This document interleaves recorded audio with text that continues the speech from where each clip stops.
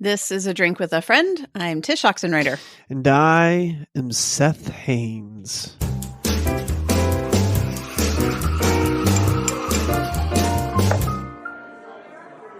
It feels like it's been a while, Seth. What you drinking? Oh, man, it's been too long. I am drinking just the standard swill, man. Just the... Water or coffee? the Keurig coffee of doom. I've been editing all day today, which means I haven't had a real chance to go downstairs and grab a cup of coffee. Mm-hmm. So my lovely friends at Fellow Well Met, John and Andrea, who brew the best cup of coffee in America, Onyx Coffee, which they also roast, have not received my patronage dollars really today. Which reminds me, I was at 309. Well, I was there this morning, but a few days ago, I noticed on their shelves is Onyx Coffee for sale.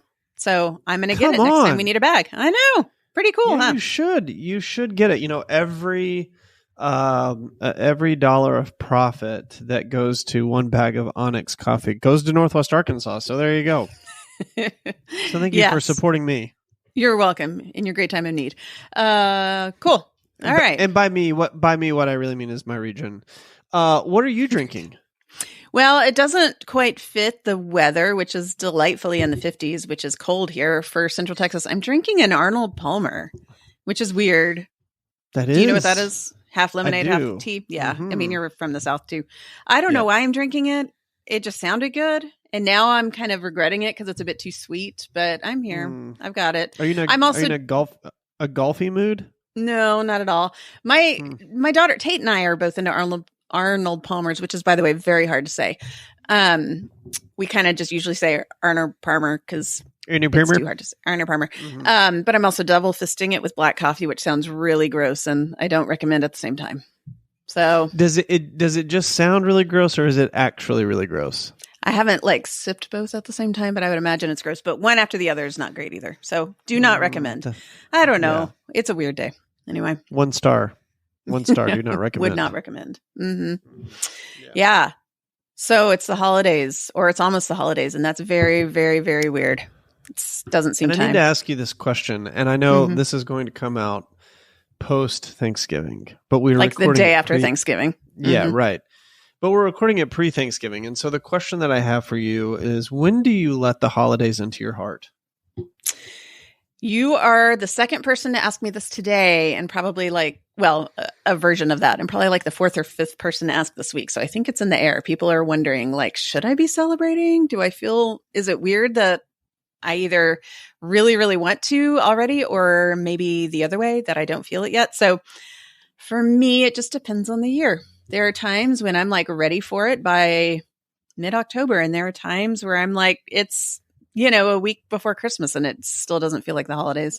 This year is kind of in the middle for me. I'm ready for Advent. I feel like the fall has gone too fast. In some ways it feels like it should still be August.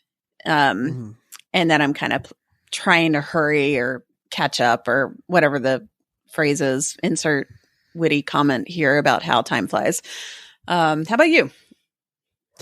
Well, I have a hard and fast rule, and my family has a hard and fast rule, which is pre-Thanksgiving, there is no Christmas or Advent in the heart of man. And part of that I think is because, one of the things we want to talk about today is why do we even have these hard and fast rules about calendars? I think part of it for us is we are already witnessing the commercialization of Christmas this early, which I think if it were just people putting up their decorations, just hanging their lights or whatever. I mean, we had our first snow before Thanksgiving, appreciable snow, 3 inches or 2 inches or something, this week. And so there's a sense in which it's time to put up the lights. I'm feeling that time. But it's not that is driving us bonkers. It's the endless commercials that we're already seeing, the jingle bells that we've been hearing for, several weeks. And it just feels hey, we're doing this earlier and earlier every year. And there's really no excuse for this much commercialization this soon. Yeah, it's kind of weird. I mean, I've been a purist before, and I still am mostly, because I believe that calendars are given to us for a reason, a way to mark time. And when we're kind of celebrating things too soon, we're wishing we were where it's just not, and therefore we're missing the season we're in. At the same time, I get it whenever the need calls for it. For example, a couple of years ago during COVID, I remember feeling this like, I want my lights up now, and it was November 1st. And I think there was a reason for that. I think we needed a little bit of that. But I think by and large, we humans are pretty terrible at being patient and about delayed gratification. And yet that's truly what Advent is about. And Advent being the new year of the liturgical calendar, to me, it's kind of the time of year when I'm staring the whole concept of a liturgical calendar in the face and remembering why it's good for me, even if it doesn't feel like it's that necessary, or that it kind of feels man-made, or even maybe just arbitrary. I don't know. So tell me but this. I love it. This is a question that I have for you. As I consider you my resident expert on the liturgical calendar for a variety of reasons. One, I really like my priests a lot, both of them. They're amazing people. But I always feel a little bit stupid asking them questions about things like the liturgical calendar. So it's just a pure shame reflex. Yeah. Just pure shame. Just don't talk to them because of shame. Yeah. But the other reason is because you've written 2 books on liturgical calendar-ish issues. Is that right? Yeah, there's 2. I think there's a third one that you should write, but we can talk about that later.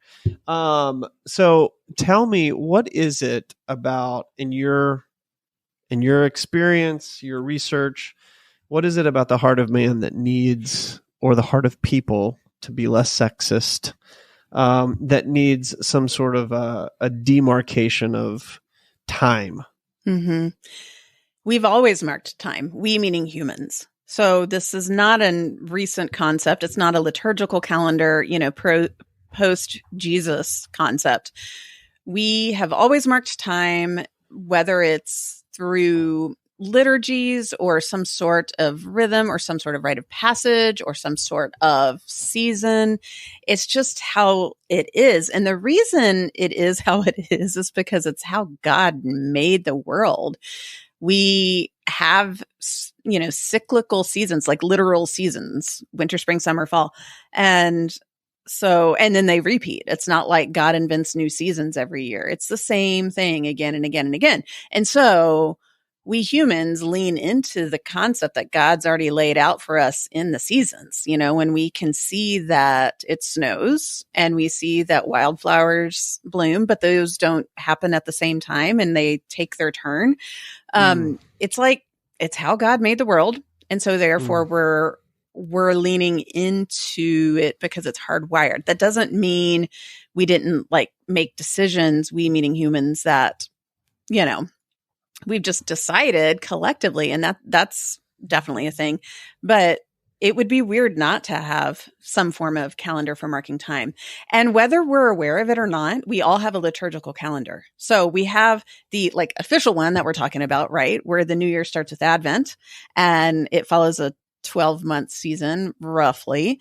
But people have Super Bowl Sunday and 4th of July and the season when it feels right to first grill outside, and first days of school rituals, and our own personal quirks, that we like to do to mark time. So we all have these rhythms in us. It's very normal. Is there any people group that you know of that doesn't somehow mark time? As far as I know, no, because even the non-Western, less familiar cultures that we know of have forms of rites of passage and have ways to mark kind of seasons of our lives. Like, you're a boy, now you're a man, or you're unmarried, now you're married. These are all, if you think about it, ways to mark the passing of life. In our weird, this side of the veil existence, time is linear. Even though it's also kind of cyclical, which is sort of what the liturgical calendar acknowledges. And so it feels right and just. It feels the way we're supposed to be when we have calendars. And so the beauty of the liturgical calendar is that we're acknowledging that those of us who exist in Christendom, we share time, we share seasons. And that's pretty cool because there's a lot of other things that we might not agree on, but we can at least collectively look at a calendar and say, we all agree that this is this, the second Tuesday of Advent or whatever. But can we all agree? That's the bigger question. So, that is true. Maybe we can't. so here's the foundational question, I guess, then. What is the liturgical calendar in your experience, like speaking, writing, toying with it, doing all the things that you do, playing with it as you do, as one does? Mm-hmm. As one does. What are the things that you've seen about it that are sort of I don't know, cross-denominational. I don't know if that's the right word, but like generally applicable throughout all Christian culture. Mm-hmm. And then what are some of the things that you see that are kind of different? So 1, what is it? 2, what do we hold in common about it? And 3, what do we not hold in common? What do we think is different? Okay. Yeah. Big questions. Well, okay. So the word liturgy, right, just means the work of the people. So I think it's important to remember we all have a liturgy. So even the low church Protestants among us have a liturgy. We just might not call it a liturgy. And so when we go to church on Sunday, you have perhaps a rhythm that you acknowledge in your services or in the way you walk into church, in the way you leave, in the way you go to Sunday school, the way you get coffee and donuts, whatever it is, that's a liturgy. And then those of us who are maybe on the other spectrum, like you and me, where we are more high church and we're Catholic, we have a very structured, rhythmic liturgy that we acknowledge is such a thing. But we all have it. We also, like I was saying earlier, have a liturgy in our lives. So, a rhythm to our days that feel familiar because we humans need that. If we had to invent new ways of doing things every single day, we would like keel over and die. So we need these rhythms. We're made for routine and repetition, right? So a liturgical calendar is the church's, like capital C church's, way of marking time. And we've chosen, and I say we, I had nothing to do with it. You had nothing to do with it. It's been around a long time. Decided that it starts with Advent. So Advent is kind of the new year, right? The first Sunday of Advent is sort of the Happy New Year of the church calendar. And so we follow this cycle that goes from there, from the first Sunday of Advent all the way to Christ the King Sunday, which is the Sunday before the first Sunday of Advent, because that's the last Sunday of the liturgical calendar. And we remember the same things every week in many ways. And that's good for us. We need that. You said, what do we all have in common regarding the calendar? Yeah. So, okay. I mean, you said we can all agree on, this is something we can all agree on. And yet, growing up the way I grew up, we could not all agree on this because we did not have Advent. So what do you see as sort of the things that we do hold in common? And by that, I mean, like, even what are some of the things that you're seeing, just general churches adopt that maybe in our youth they didn't really adopt? Yeah. So when I say we can all agree, it doesn't mean necessarily we all acknowledge something. Truth is truth, even if we don't decide it's true, meaning it exists apart from our awareness of it or admittance of it. And I'm not necessarily implying that the liturgical calendar is on par with the concept of truth as a metaphysical existential thought. But what I mean is the first Sunday of Advent marks the liturgical calendar for all of us, and we are welcome to lean into that as a way to mark time, no matter who we are. So there's not some sort of like card ID you need to show in order to participate. It's for everybody. So a lot of us acknowledge certain days. If we're Christians, a lot of us acknowledge certain familiar days and we don't realize they're part of the calendar. And the ones that come to mind are Christmas and Easter. Those are part of the liturgical calendar. We just know of them as December 25th, and I forget how we do Easter. Something solstice, lunar, something. Something Easter. Yeah, something Easter. But we all decide. It's not like I say, I mean, yeah, we have our like, Aunt Mabel's out of town, so we're going to do family dinner for Easter next Tuesday instead. But we're not all just like saying, well, fine, Easter is that Sunday for you, but for me, it's going to be here. Not really. I mean, we can get into the whole Orthodox thing, Gregorian, Julian, but you know what I mean. Yeah. So we all participate in these seasons. Even people who don't, call themselves Christians acknowledge that Christmas is December 25th. That's a thing. You know, so for what it's worth, that's how we in the West and in the modern era mark our time. We call this 2022 because it's 2025, 28 years after the birth of Christ because we screwed it up or whatever. We call December 25th Christmas because that's what we decided in the calendar. And so we have that in common. We have our rhythms in common. The way we perhaps don't have the calendar in common is simply some of us acknowledge the days that fall in between the more familiar ones like Christmas and Easter than others. And that's okay. Both, I'm not here to imply that you're not a Christian if you don't, acknowledge the, Immaculate Conception. But that is part of the liturgical calendar. And it just is, Yeah. Or Christ the King Sunday, which is this coming Sunday, for instance, last Sunday of the year. That's right.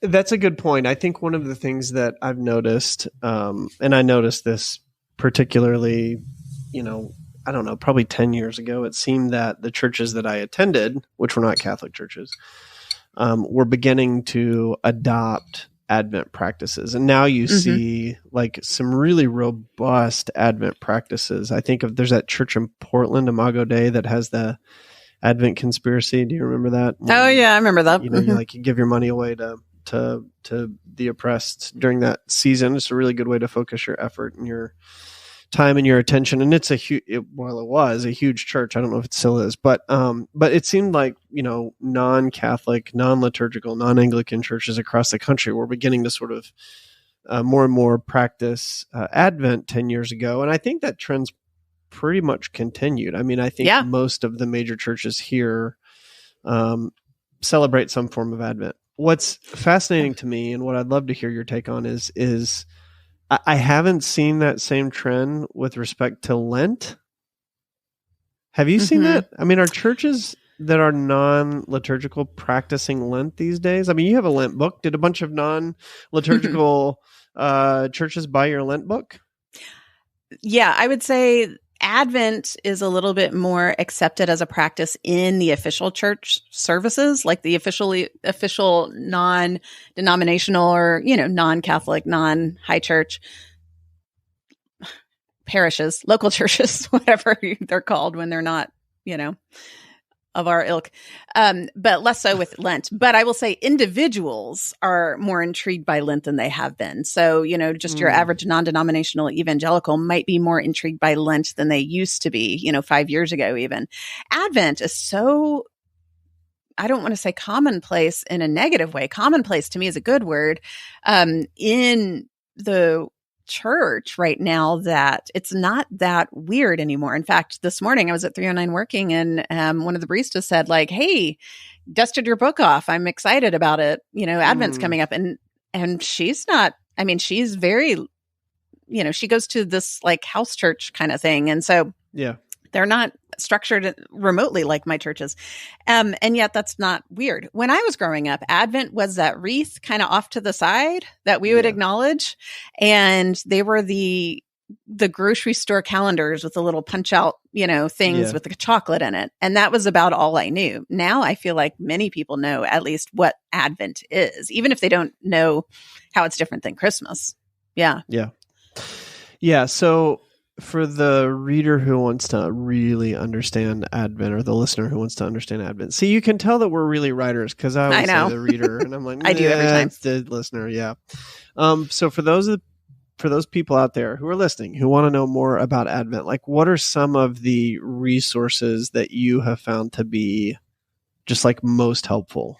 So I think it's helpful. I mean, obviously I'm going to shamelessly plug my book, Shadow and Light, but the reason I wrote the book I did was because I was looking for a type of resource that didn't exist. So it depends on the stage of life you're in, I think. But my stage of life continues to be kids at home, yet I want something that appeals to all of us, adult and teenager and younger kid alike, and something that acknowledges our real modern day life, meaning it's not going to ask me to like go out into the woods and whittle some kind of something. And I don't even know where that came from, Insert your example here of an unrealistic to-do list for Christmas or for the holidays, right? I needed something open and go. I needed something where you could like flip the page, and even if you had to skip 4 or 5 days, you could just open it. So for me, that is a resource for just like going through the time of Advent is huge. But in terms of just generally acknowledging Advent in my day-to-day, I think the two things that I added to the book that I think are so meaningful to me that really helped me lean into Advent is music and art. Visual art, meaning I know music is a type of art. So we all know of Christmas music. We can all sing it from heart. We all know of Mariah Carey and George Michael. We can it comes in our head in July and we acknowledge it. But there's a lot of Advent-ish music out there that we deprive ourselves of if we just mainline All I Want for Christmas Is You nonstop. And so for me, music is a great resource for helping me lean into the anticipatory posture of Advent, where we've got artists singing about the waiting for Christ. They're singing about the hard of this season, which Advent acknowledges that it's not just a feast. It's not quite as penitentiary. Is that the word? Penitential? Penitentiary is a prison.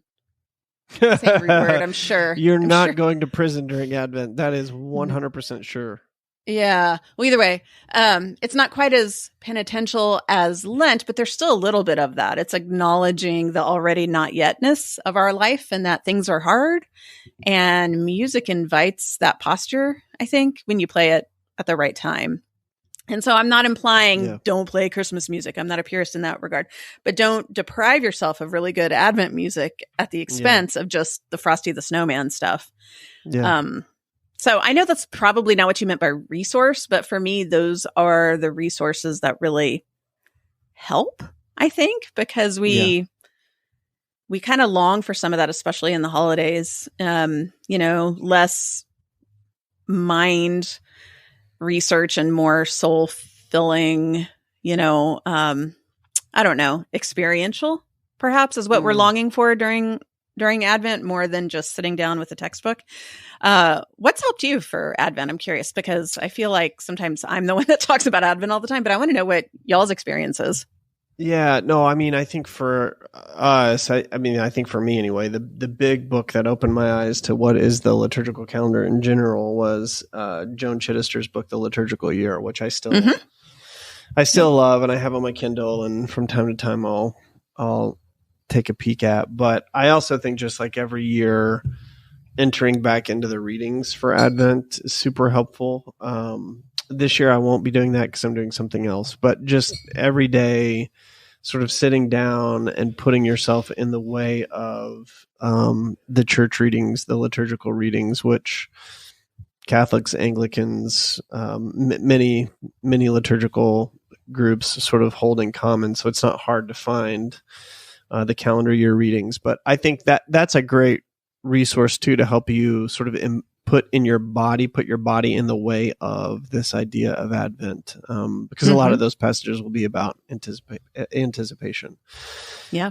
But I would tell folks, like, if you're curious about what is the liturgical year and how do I better understand it, I mean, go get The Liturgical Year by Joan Chittister. I'm sure there are other books that I've read that I really liked. I can't think of any right now, though. Another book is Living the Christian Year. The subtitle is Time to Inhabit the Story of God by Bobby Gross. I believe he's Anglican. I remember first hearing about it when we started going to our Anglican church, and it's really good. It is, I don't want to say it's simple, but it doesn't assume you know much about the liturgical calendar. And that was very helpful when we first started kind of leaning into it.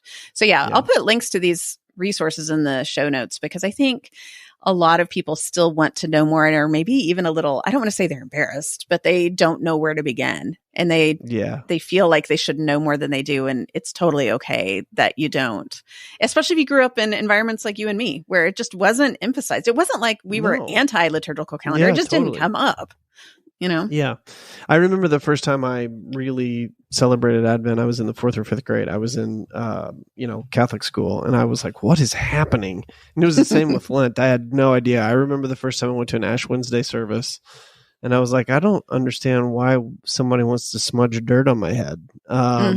So it's just, it is. It's one of those things, like, if it's outside your experience, you may not make a lot of sense, but this is something that the church has done for a really long time. So it's worth at least looking into and getting a little knowledge about. I also remembered that there's a really phenomenal book of poetry, and I think you might know about this too. It's Malcolm Guite's, what's it called? Sounding the Seasons. Is that what it's called? Yeah, something like that. I can look it up. But yes, love that. And it's essentially sonnets that sort of cycle the calendar. So if you're into poetry and you're into the liturgical calendar, you should get that book too. He's a great one. It is Sounding the Seasons. 70 sonnets for the Christian year. It is fantastic. Yeah. Fantastic. Fan-friggin-tastic. I think what you said is really true. And I know I already mentioned this, but it bears repeating. You don't need some sort of personal invitation to participate in this. I think when I was non-denominational evangelical, I would hear about Advent and Lent, and I almost felt a little, I don't want to say scared, but I felt like I wasn't allowed in or something. Like that was for them, not me, even if I was interested. And that's just not the case. So even if you go to a church that doesn't recognize them, you are welcome to do something at home. Whenever people get shadow and light, I really make an emphasis. Like I give you 5 things to do every day, like pick 1 or pick 2. Do not feel like you have to do all the things, but do the things at home that you want. I would also add, along with reading about the calendar year at large, to lean into a little bit of that. I don't want to say the somber mood of Advent, because I get that it's also fun to go to Christmas parties and stuff. So I'm not implying like don't show up to that kind of stuff, but do what you can at home to delay the festiveness. I'm making up words left and right. The festivitiness, whatever, of Christmas. Maybe that just means eating a little simpler. Perhaps that means doing kind of a Lenti-like fast, but not hardcore or anything. Maybe that means like no meat on Fridays, if that's not a thing you do, or pause the sugary overload until Christmas. And then one of the reasons it's really fun is because then you've got 12 days of Christmas. Whereas like when we didn't acknowledge Advent, we did Christmas starting, basically the day after Thanksgiving, or maybe that evening of Thanksgiving. So by the time December 25th came around, you were sick of it. Like I remember my parents wanting to take down the tree like December 26th or 7th. But this way, if you kind of just delay some of that, then by the time December 25th rolls around, you're not sick of it yet. And you can press on to January 5th for Epiphany. And maybe we should talk about that at the end of December. We'll talk about Epiphany. We'll share all of our epiphanies about Epiphany. Yeah. That's actually a really cool, I think, unsung hero of the liturgical calendar, Epiphany. It's pretty unique and different and kind of fun. Anyway. Well, listeners, prepare yourself. Begin your research on Epiphany so that at the end of December, you're not completely lost when Tsh goes on her Epiphany rampage. You're making it sound like I know more than I do. I have like a minute, trailer. 30 seconds. That was like a trailer for an episode that's probably not going to happen. Just in a world where, right. Yeah, right. I was going to say, because I have a minute, 30 seconds probably to say about Epiphany. It's not like I have that much. It's just kind of a season that we forget about most of the time. Yeah. Well, as a brief segue, my sons and I do this thing. We have a fake movie that we've created in our heads. And sometimes we'll pass something and we'll be like, that should be in our movie. And movie is an action horror thriller, which is a bunch of genres just kind of crammed together, and it's called Meat Hooks and Machine Guns. And so a lot of times we'll go by an old church, or an old building and say, in a world with an empty building, there was a man on a rampage. And then we'll go on this whole thing, and it'll end up with meat hooks and machine guns. I'm assuming there's no romance in this particular There's genre. no romance. It's the most boy movie of all time. Yeah, it sounds like it was invented in a house with 4 boys. Mm-hmm. It was invented in a car, actually, with 5 boys, if you count me, which I do. So Amber probably does many times. Uh-huh. Yeah, she does too, and she had no input on the. She has had no input on the ongoing plot structure of Meat Hooks and Machine Guns. So, if there are any producers out there that want to make an amazing film, you know where to hit me up. Tish will be my agent. You can deal with her. I was going to say, remind me to skip that one, because that sounds like the opposite of the kind of movie I watch. I just enlisted you as my agent, so you can't skip it. Yeah. So speaking of movies, and being my agent, tell me, what is one movie or book or piece of art or food or drink or whatever that's bringing some goodness, truth, and beauty to your life? There's actually a lot right now. But I'm going to pick an audiobook and then talk about maybe some of the other stuff in future upcoming episodes. So Kyle and I are both reading an audiobook right now that was recommended from our mutual friend, Bond Strong. She texted me and said that she and Reese, her husband, are reading this together and thought that we would like it. And so far she's right. And I think you would like it too. It is called The Comfort Crisis by Michael Easter. I had never heard of it, but when I pulled it up, it's got like thousands and thousands of good reviews. So I feel like I'm the one that's not in the know. Have you heard of it? No, tell me more. Okay. So it's nonfiction, but story driven. And I'll read you a little bit of the description. It says, we're more comfortable than ever before, but could our sheltered, temperature-controlled, overfed, under-challenged lives actually be the leading cause of many of our most urgent physical and mental health issues? That's kind of the base concept. And so it's this writer who basically decides to take on these, like, follow along these adventurer types who participate. They're not so much a rite of passage events, but they're sort of annual pilgrimages they take to kind of show themselves that they can do way more than they can think they do. And I cannot remember the Japanese word, but it's this concept of doing something that you very well may fail at. In fact, the odds of you failing are higher than you succeeding. And so it follows him doing this one in particular where he's following this guy up in the Arctic tundra, going caribou hunting. And they are living very minimally, and they're spending a month up there and, eating almost nothing and stalking a herd of caribou. And in between, he's giving some scientific info about the way we eat, the way we move, the way we sleep, the way we just kind of shun grit in our modern life. And it's been really, really good. I've been thinking a lot about grit this year. I think kind of post-COVID and in working with a lot of Gen Z students, just the need for grit in our postmodern era. And that's a whole other topic. But anyway, the comfort crisis really gets into that and why we need to be more uncomfortable in our daily life. So it's really good. So I'll put a link in the show notes.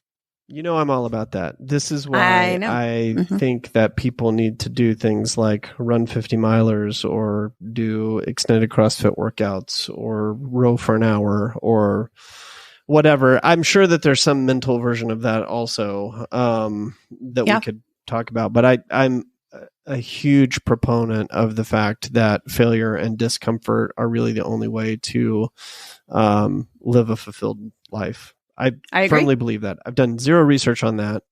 I've written 0 words on it, but I firmly believe it from my personal experience. Yeah. I think there's something really true about that. And we'll probably talk about it more because I can't get away from the topic of grit these days. I think it's so important right now. It's a virtue that we don't embrace nearly enough anymore. Okay. How about you? What's something adding more beauty to your days? I have been listening to Madison Cunningham. Do you know Madison Cunningham? I don't. She's a very interesting figure to me. From what I can surmise, she kind of came up through, I don't know, best I can tell, she kind of came up through some worship scene that am not connected to or in any way familiar with, because I did kind of a deep dive trying to figure out where she was from. And I found some old pictures of her like leading at churches, maybe, I don't know. Yeah. Anyway, just in a circle that I was unfamiliar with. But she's not doing any sort of like Christian music. She's a secular songwriter. And I have loved it because she's a great writer, first of all, but her guitar tone is bringing beauty into my life. It is so good. And it really has, I mean, I'm not saying that her voice isn't great. I'm not saying that her lyrics aren't great. They are. But if you strip all that away and just listen to her guitar and her guitar tone, it truly makes me happy. So I really don't have anything to say about it other than you should go listen to Madison Cunningham, and the best that your ear can do, you should try to isolate the guitar tone and it'll make you happy. Okay. So as a music aficionado, but not a player, what is guitar tone? What are you referring to? Yeah. So when you think about like electric guitar or acoustic guitar, either one, like every guitar has its own different voicing or shape. So pretty much when I'm listening to music, I can tell who's playing a Martin or who's playing a Taylor. Really? Just based on the tone. In electric guitar, it's a little bit different. You can do that to some degree. I'm not as good at it because I don't play as much electric guitar. But when people are running it through like different effects pedals, you'll hear like a slight chorus effect or a warble or a different kind of distortion or, a different kind of fuzz or whatever. And her tones are really clean, but slightly warbly and kind of chorusy. And they just really sing. They're just like, when you listen to them, you'll know exactly what I just described. You'll be like, oh yeah, there it is. And then sometimes when she adds distortion on it, you can still pick up those underlying tones. Sure. Whereas like if you were to listen to like, I don't know, Metallica, they have a certain tone to the guitar, right? It's like pretty distorted, fairly heavy, mostly power chordy. Anyway, all the guitar nerds out there will know exactly what I'm talking about. But yeah, that's what I listen for. Is like, is there something about that guitar that makes me sit up straight and say, oh, wow, that's interesting. I think I know what you mean. I just didn't know that I knew what you meant, Yeah, totally. 100%. Yeah. Mm-hmm. So cool. Listen to Madison Cunningham, listen to her guitar tone, and then tell her I sent you. I don't know. You can't tell her anything, but whatever. No, that makes no sense. All right. I will give it a listen this afternoon. Cool. All right. Well, thanks. All right, guys. Well, it's time to wrap this chat up. You can find this episode, as well as all our episodes, at adrinkwithafriend.com, where you can also find how to help support the show by picking up the next round of drinks. You can find me and how to connect with me, especially via my newsletter at tishoxenwriter.com. Seth, how about you? Old Substack. Go to Substack. No, Seth Haynes. Shoot, dadgummit, I always forget this. Go to sethhaynes.substack.com. Yeah. You got it. All right. Or just Google my name in Substack and you'll find it. Or you know what, Seth? You can just say sethhaynes.com because don't you have it linked there? That's what I do. But you kind of have to backdoor it. But yeah, that you can do that. Okay. Either way. All right. Music for the show is by Kevin MacLeod. Editing is by Kyle Oxenreider. I'm Tish Oxenreider with Seth Haynes, and we'll be back here again with you soon. Thanks for listening.